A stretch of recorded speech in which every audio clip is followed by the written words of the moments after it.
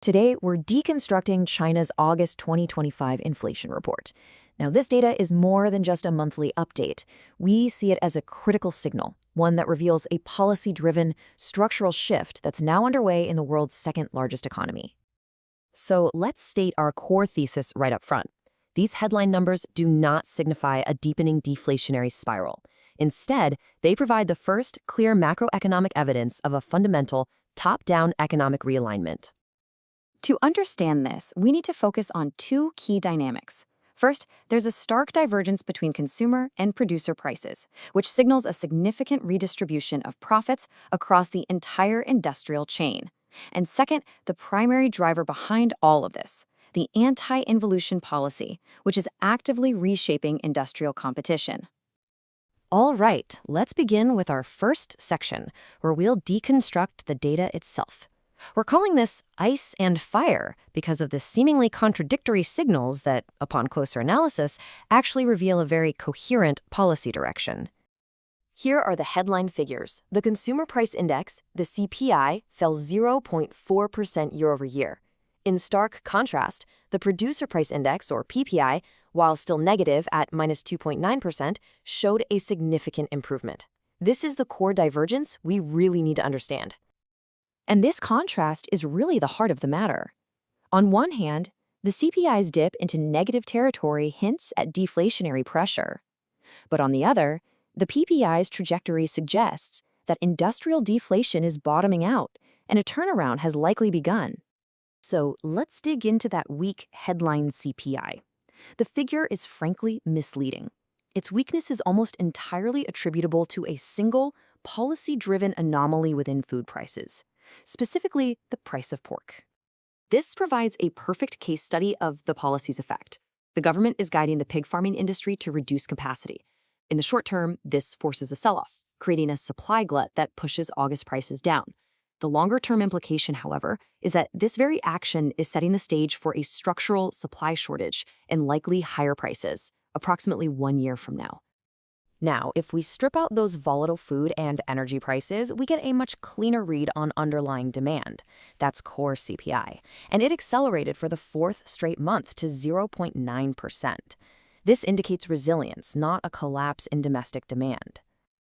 Turning to the industrial side, the picture is just as telling.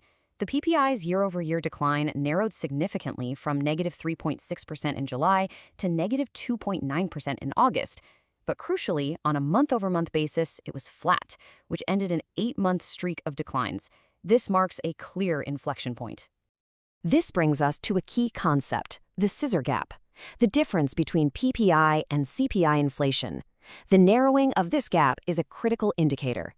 It signals that pricing power, and therefore profitability, is shifting away from downstream consumer-facing companies and toward the upstream producers of raw materials. So, what's driving this profound shift? That brings us to our next section, a new national strategy that is fundamentally reshaping China's entire industrial landscape. This is the anti-involution policy. Now, the term involution refers to a state of stagnant, high-pressure competition that produces no real progress. Think of endless, value-destructive price wars.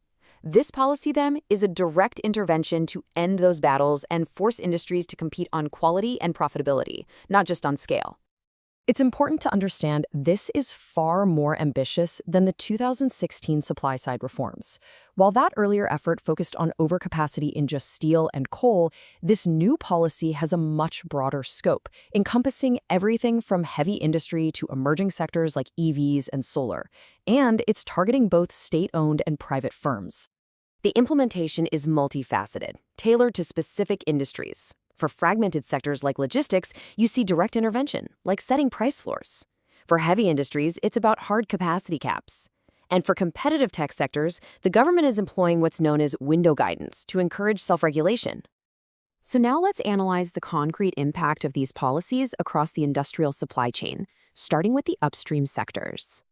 Upstream sectors, steel, coal, cement, are the most direct beneficiaries. The policy tools here are hard constraints that effectively curtail supply. Furthermore, the high concentration of state-owned enterprises in these sectors means that policy directives are implemented swiftly and effectively. And to understand why this policy was deemed necessary, just consider this data point. The auto industry's profit margin nearly halved in 7 years, due almost entirely to relentless price wars. This is the very definition of the involution that the policy aims to reverse.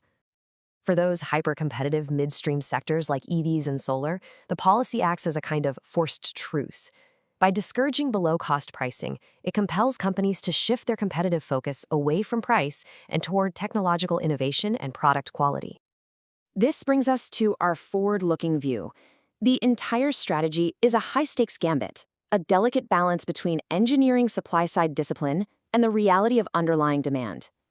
We see 2 potential paths from here. In the optimistic scenario, restored profitability fuels new investment and employment, creating a virtuous cycle. In the pessimistic scenario, however, persistent weakness in consumer demand undermines these supply-side gains, as companies are still forced to discount just to clear inventory. The key risks, therefore, are quite clear. The top 2 are the consistency of this policy's execution and the strength or weakness of terminal demand. These 2 factors will largely determine the ultimate outcome. Our baseline forecast, therefore, is for a grinding recovery. We expect to see this policy-driven profit repair in industrial sectors continue, but the revival in broader consumer prices will likely be a much slower and more gradual process. And this leaves us with a final critical question. This anti-involution policy is not just a cyclical adjustment. It is a structural intervention designed to change the very rules of competition. As this new reality sets in, the fundamental question for observers and participants alike is this: how will market logic itself evolve?